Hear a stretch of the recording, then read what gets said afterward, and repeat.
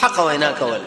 یا ایها الذين امنوا اذ ایمان والو اتقوا الله ذلنا ويريږي وقولوا قولا سديدا حق وینا کوا يصلح لكم اعمالكم. ابن كثير دشه معنا کړی دا يوفق الله بتاسو د کیسه عمل توفیق درکې خو بده شرط باندې چې ته حق وینا کړی وي.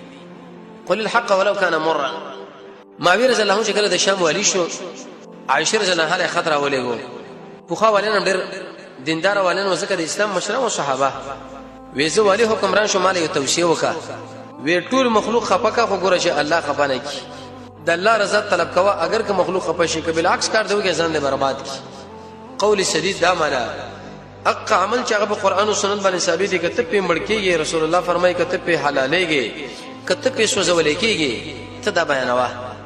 زمونږ دا ژوند ما همیشه نه دي زمونږ دا منصبونه ما همیشه نه زمونږ دا ځوانانه به همیشه نه یو ورځ بل الله به الله مخله ودرېګو خو چیرته موږ د قرآن او سنت سره دوکه کړي غدر مو کړي په دې مناسبت باندې جسمه شخصي لالچ د خرابېږي. اگر کدا حدیث راغلی د قرآن راغلی د غوځو زبې وسپټ کما دشي انسان له بسمنګ الله چرته د کیسه عمل توفیق ورنکي.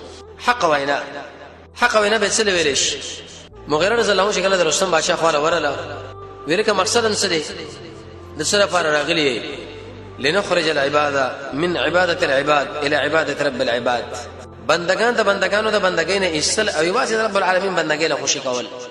دشي منوي کزه چیرته په دې حدیث باندې عمل وکم دا خلق بوي او خلق بخان دي. موږ د دوه خبرو برباد کړو خلق بوي او خلق بخان.